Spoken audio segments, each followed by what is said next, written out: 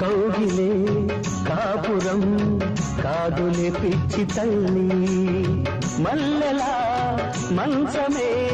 మందిరం కాదు చెల్లి తేనెతో దాహము తీర్చదే నాడు పెళ్ళి త్యాగమే ఊపిరై ఆడదయ్యేను తల్లి కామానికి దాసోహం కారాదే సంసారం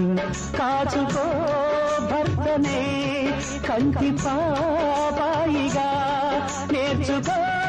ప్రేమనే సంటి పాపాయిగా మన్నిల్చేది మనసిచ్చేది మగడే సోదరి సంసారం ఒక చదరంగం అనుబంధం ఒక గుణపాఠం